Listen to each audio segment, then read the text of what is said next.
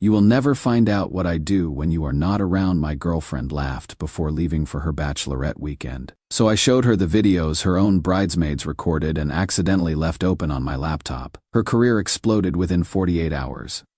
I am Nathaniel, 31M, software engineer making around $95K working for a tech startup in Austin.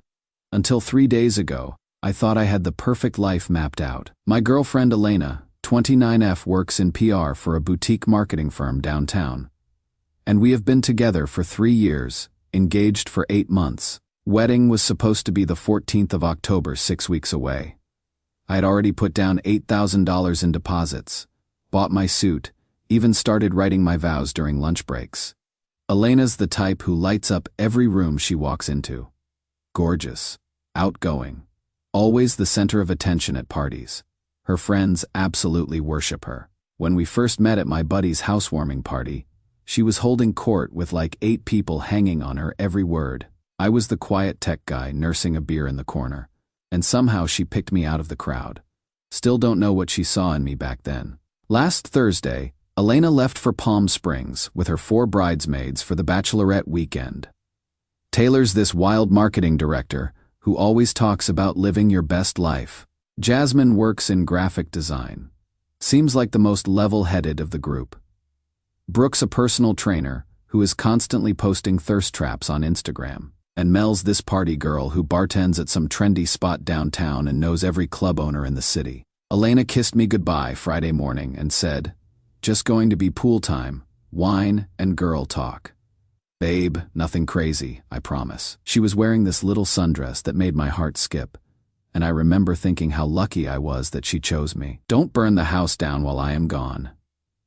She laughed, grabbing her weekend bag. I stayed home like the responsible adult I am, caught up on some coding projects, watched the Longhorns game with my neighbor, ordered way too much Chinese food. Classic bachelor weekend, except I was counting down the hours until my future wife came home. Here is where technology completely screwed Elena over. Her MacBook died last Tuesday, screen went black, wouldn't even boot up. She had been using my Dell laptop all week to check emails and stay logged into her social media accounts. I didn't think anything of it. We are getting married in 6 weeks. What is mine is hers, right? Sunday morning, around 10 a.m., I am standing in my kitchen making coffee and mentally preparing for the work week. My laptop's on the counter where Elena left it, and I open it up to check my work emails before the Monday morning chaos starts. That is when I see the messenger notification blinking at me, one new message in a group chat called Desert Divas. At first, I am not going to look, privacy and boundaries and all that responsible relationship stuff, but the preview shows it is just a normal photo of mimosas at brunch. So I figure it is harmless bachelorette content. Maybe I will get a laugh seeing Elena and her girls being silly. I click on the chat and start scrolling through the weekend's messages. Friday night, arrival photos at some fancy resort, group selfies by the pool, champagne bottles, everyone looking gorgeous in their matching pink t-shirts that say Team Bride. Saturday morning, more pool photos, lunch at some rooftop restaurant, the girls getting their nails done. All innocent stuff that makes me smile because Elena looks so happy. Then I scroll up to Saturday night, and my world implodes. The videos start normal enough. The girls are in some hotel suite, music playing, everyone dancing with drinks in their hands. Standard bachelorette party energy. Elena's in this tight black dress I have never seen before, laughing and twirling for the camera. Then Taylor posts a video with the caption "Special entertainment has arrived." 3 guys walk into frame wearing police costumes.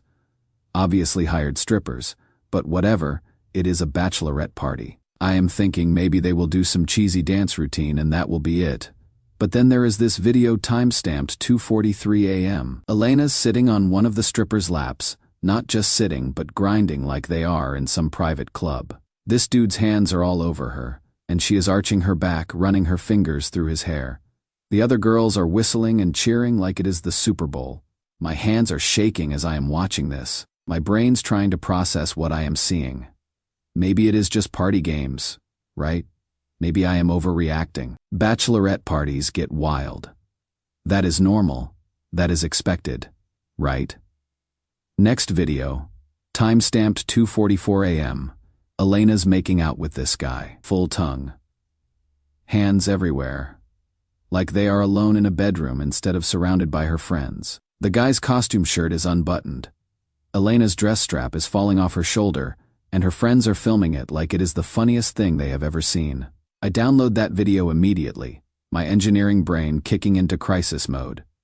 Save the evidence first, process the emotions later.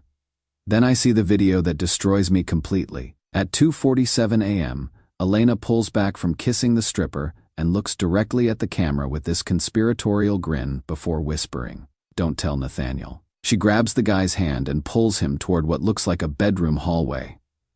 The camera follows them for a few steps before Brooke's voice giggles. "Get it, girl," and the video cuts off abruptly. 4 minutes later, there is another video that feels like a knife twisting in my chest. Elena emerges from that same hallway with her hair completely disheveled. Her dress wrinkled and twisted around her body. She is trying to fix her makeup while laughing like she just had the time of her life. The stripper follows her out a few seconds later, casually adjusting his costume belt like he is clocking out from work. I am sitting in my kitchen, staring at my laptop screen, and I literally cannot breathe. 3 years together, 8 months engaged, 6 weeks from our wedding, and my girlfriend just hooked up with a stripper while her bridesmaids filmed it for entertainment, like it was some reality television show. The comments under the videos make everything infinitely worse. Taylor had written about Elena getting her last taste of freedom with a laughing emoji. Mel chimed in with the classic "What happens in Palm Springs, stays in Palm Springs" line. But Brooke's comment hit different. Nathaniel could never. Like they were comparing my performance to some random strippers and finding me lacking. The casual cruelty of it all was almost as devastating as watching Elena betray everything we had built together. I download every single video and photo from that chat going back months, all of it. Then I do something that probably saved my life. I open my webcam and record a video of myself sitting in my kitchen. "Hey Elena, I saw everything, the wedding's off. Don't bother explaining your videos, did it for you. Pack your stuff and get out of my apartment."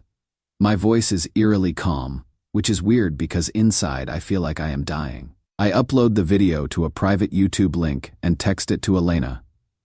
Then I close the laptop and just sit there for what feels like hours, but is probably only 15 minutes. That is when I watch the cover-up happen in real time. I open the laptop again and refresh the group chat. Every single video from Saturday night is gone, deleted, like it never happened. My phone starts buzzing like crazy. Elena calling, Taylor texting "OMG, what did you do?" Brooke sending these long paragraph apologies about how it wasn't what it looked like. I don't answer any of them. What is the point? I have the evidence saved on my hard drive. But here is the thing that really pisses me off when I check the chat timestamps. They were all awake Sunday morning at 9 a.m., probably hungover as hell, coordinating the deletion of evidence. They knew exactly what they were doing. They knew it was wrong. They knew it would destroy me, and they were systematically covering it up. Elena finally gives up calling and sends me a text. "We need to talk. I can explain everything. It is not what you think." I text back, "Your own videos explained everything already. Pack your stuff." The crazy part is what I found when I kept digging through the chat history, because apparently Jasmine's been feeling guilty about way more than just filming Elena's hookup. Update 1: Wi-Fi's been absolute garbage at my buddy Ethan's place where I have been crashing since Sunday. Took until today to get decent internet. His roommate kept hogging the bandwidth for some gaming tournament. Anyway, finally got time to sit down and process everything that has happened. Holy shit, you guys. I thought the stripper thing was bad.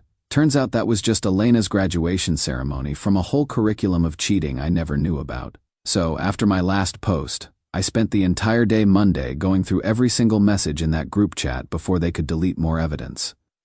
I am talking months of conversation history. These girls apparently screenshot and share everything. Every hookup, every lie, every scheme.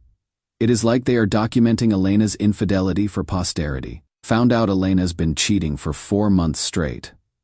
Not just emotional affairs, or it just happened once. Bullshit. Calculated, systematic betrayal. The stripper wasn't some drunken mistake. It was literally her celebrating the end of her deception streak before the wedding. Remember, Jasmine, The graphic designer bridesmaid I mentioned? Girl's been keeping receipts on Elena, like she is building a federal case. Screenshots of Elena bragging about hooking up with her personal trainer Marcus 3 times a week since June. Photos of Elena making out with some random dude at a PR conference in Denver back in August. Even voice messages where Elena's laughing about how Nathaniel's so focused on his coding projects that he doesn't even notice when I come home with sex hair anymore. But here is the part that made me literally punch a hole in Ethan's drywall. They have been calling me the bank in their group chat. Not Nathaniel, not Elena's fiancé. The bank. As in, Elena's just using me as a walking ATM while she explores her options before settling down with boring old reliable me. Direct quote. From a message Elena sent on the 15th of March. Why break up with the bank when I can have my fun and still get the nice apartment and wedding he is paying for? Marcus gives me the excitement. Nathaniel gives me the stability. Best of both worlds, LOL. Another one from July. The bank asked why I was staying late at the gym so much. Told him I am training for wedding dress season. He actually said he is proud of my dedication, and this gem from 2 weeks ago. The bank wants to go ring shopping to upgrade my engagement ring for our anniversary. Should I let him spend the money before or after I decide if I am keeping him? I screenshotted everything. Every conversation, every photo, every cruel joke about me being a clueless meal ticket. My hands were shaking so bad I could barely work my phone. But wait, it gets so much worse. I called Ethan Monday night, told him everything. Asked if I could crash at his place because I couldn't stand being in my apartment surrounded by Elena's stuff. He drives over immediately, takes one look at the evidence on my laptop, and his face goes white. Bro, he says, you need to see something. Sarah's been trying to figure out how to tell you. Sarah's Ethan's girlfriend. Works in account management at the same PR firm as Elena. Turns out she has been hearing office rumors for weeks, but didn't know how to approach me about it without proof. Elena told her coworkers she was probably going to call off the wedding because she found someone better but wanted to let Nathaniel pay for all the venue deposits and honeymoon bookings first. She actually said that to people she works with every day. About me, her fiancé. Remember the Denver conference hookup I mentioned? That wasn't just some random conference attendee. That was Richard Morrison. Elena's married boss. Dude's 45. Has 3 kids. Been married for 20 years. Elena's been angling for a senior account manager promotion by sleeping with him since the conference. Sarah said the whole office knows about it. They have been having lunch meetings that last 3 hours. Elena leaves work early for client calls that don't exist. Richard approved Elena's vacation requests and expense reports without question while rejecting other people's stuff. I felt like I was going to throw up 3 years of my life. 3 years of thinking I found my person, planning our future. Believing her when she said she loved me. And I was just her financial safety net Tuesday afternoon. Elena shows up at my apartment. I am inside packing her stuff into boxes when I hear her key in the door. Changed the locks Monday night, so she starts pounding on the door. Nathaniel, open up. We need to talk. I can explain everything. I walk to the door but don't open it. Explain what? Elena. Explain Marcus. Explain Richard. Explain calling me the bank. Silence for like 30 seconds. Then the waterworks start. Baby, please. It was all just physical stuff that didn't mean anything. The girls were pressuring me to be wild before settling down. You know how Taylor gets when she is drinking. I love you. I want to marry you. What about the promotion? More silence. That is not what happened. He has been mentoring me professionally. Is that what you call it when your mentor has his tongue down your throat in Denver? Then she switches tactics. Starts yelling about how I violated her privacy by reading her messages. How she is a different person when she is with her friends. And I don't understand girl dynamics. How I am being controlling and insecure. Classic cheater playbook. Make the victim the villain. I told her through the door, the wedding's canceled. The deposits are your problem now. Your stuff is in boxes by the door. You have until Friday to get it all out. Leave your key. She starts screaming then. Full psycho mode, calling me every name in the book.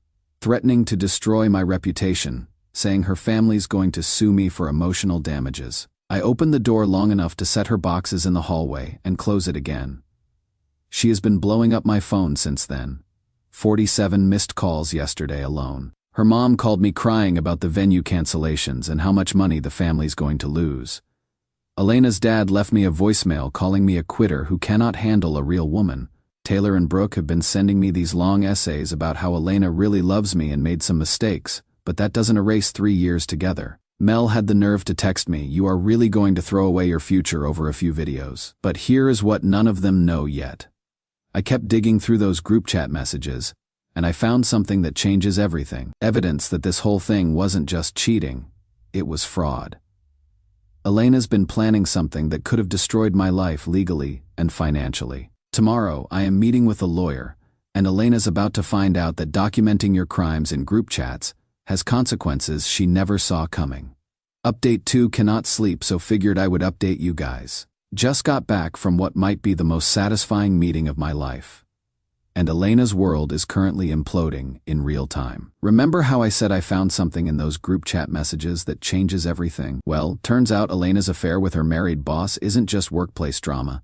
It is textbook sexual harassment that opens up her company to massive legal liability. And my girl documented every single detail of her own misconduct case. I spent Wednesday night going through screenshots with my laptop and a bottle of Jack Daniels, building a timeline of Elena's professional relationship with Richard Morrison. What I found would make a law student wet themselves with excitement.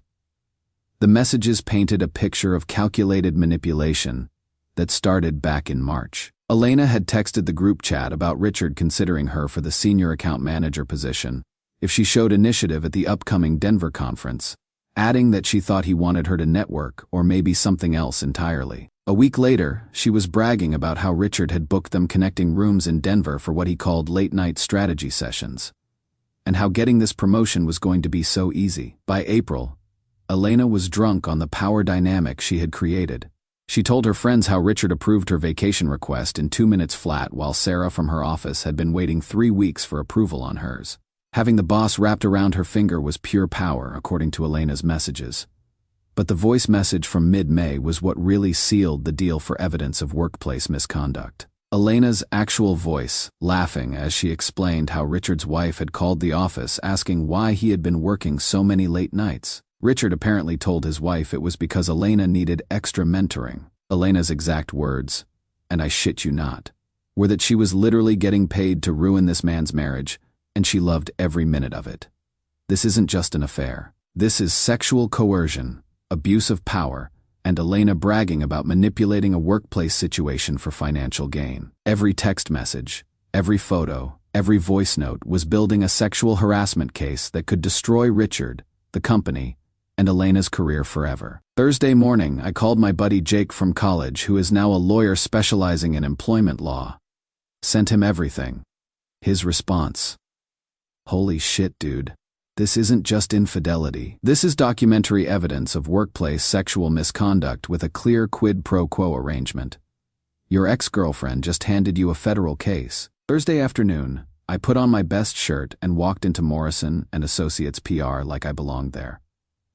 Asked the receptionist to speak with HR Director, Angela. Professional as hell, explained, I had evidence of inappropriate conduct between an employee and her supervisor that was affecting workplace decisions and could expose the company to litigation. Angela's a small Asian woman who looks like she could bench press a car. The moment I said sexual harassment documentation involving Richard Morrison and Elena Santos, her expression went from polite confusion to absolute panic. "Sir, these are very serious allegations. Do you have evidence?"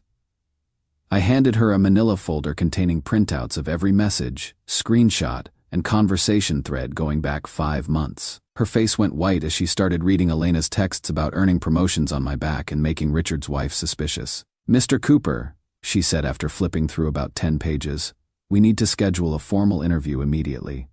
Can you come back tomorrow morning with a witness?" By 5 p.m. Thursday, Elena got called into an emergency meeting with HR Angela and the company's legal counsel. Sarah, Ethan's girlfriend, texted me updates in real time from the office. Elena just walked into the conference room. She looks like she is about to throw up. She has been in there for 2 hours. Richard got called in an hour ago. Elena just came out crying. She cleaned out her desk and left. Richard's wife just showed up and asked to speak with Angela. This is insane. Elena started blowing up my phone at 8 p.m. Text after text of pure rage. You destroyed my career over nothing. I gave you 3 years of my life. And this is how you repay me. My family is going to sue you for defamation. You ruined everything because your ego couldn't handle me having fun. I screenshot every message and forwarded them to Jake the lawyer. His response: she is now creating evidence of retaliation and emotional distress. Keep everything. But wait, it gets better. Friday morning, Jake calls me with an update. Elena's not just facing termination, the company's considering filing criminal charges for fraud. Turns out she has been billing the company for client dinners that were actually her dates with Richard. Company credit card fraud to the tune of about $3,000 over 4 months. Richard Morrison got suspended pending a full investigation. The company called his wife personally to inform her about the workplace relationship and potential legal proceedings. Apparently she hung up on them and immediately called a divorce attorney. But here is the nuclear bomb. Elena's PR firm handles social media for some major Austin businesses. One of their biggest clients is a family values restaurant chain that specifically contracts them because of their moral standards clause. The CEO got wind of the sexual harassment investigation and threatened to pull their contract unless Elena was terminated immediately. Elena lost her job Friday afternoon. Not resignation, not mutual separation, terminated for misconduct with cause. No severance, no references, no unemployment benefits. Her entire career in Austin PR is essentially over because everyone knows everyone in that industry. Friday night, Elena shows up at Ethan's apartment where I have been staying. Drunk off her ass, screaming at his front door. Nathaniel, get out here. You destroyed my life. My mom is crying. My dad will not talk to me. I lost everything. Ethan opened the door and told her if she didn't leave immediately, he was calling the cops. She threw a beer bottle at his car and left. Meanwhile, I am getting updates about the business fallout. Richard Morrison's marriage is over. His wife filed for divorce Monday and took the kids to her mother's house. The restaurant chain did pull their contract, costing Elena's former company about $200,000 in annual revenue.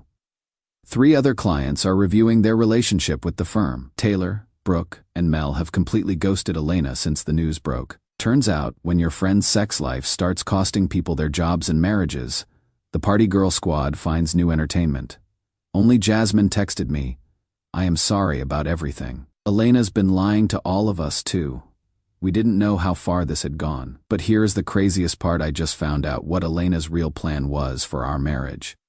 And it is so much worse than just cheating for promotion. What Jasmine told me yesterday explains why Elena was so confident about keeping the bank while she played around.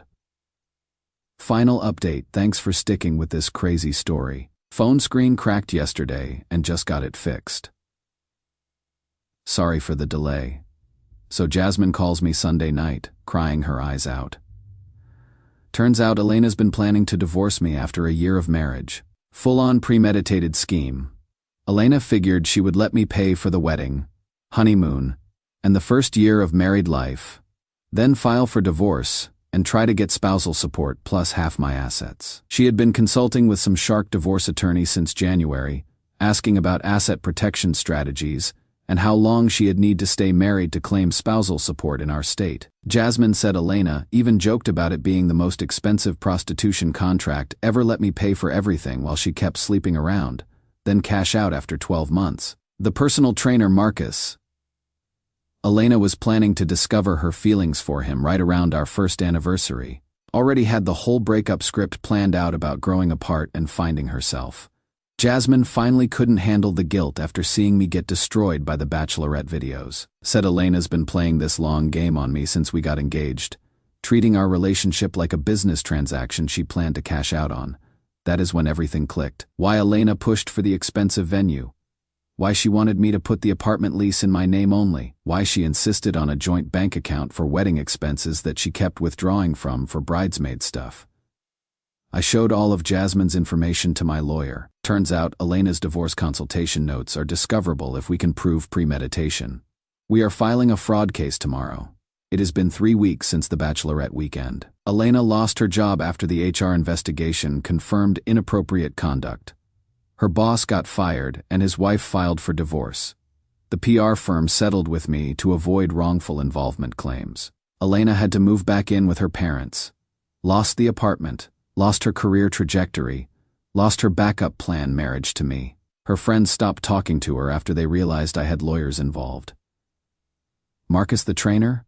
Apparently he was just using Elena for easy hookups and had no interest in anything serious. Blocked her number when she started calling him about starting fresh together. Found out yesterday that the Bachelorette videos got leaked in some other group chat when the bridesmaids had a falling out over who was responsible for ruining Elena's life. Her reputation in the PR community is basically toast. I am sitting in my apartment drinking coffee, and working on a project that actually interests me. Got a promotion at work last month partly because I could focus on my job instead of managing Elena's drama. The laptop still shows new device logged out of Messenger every few days. Elena keeps trying to log back into accounts on my browser, but I changed all my passwords. It just logs in and records everything for you.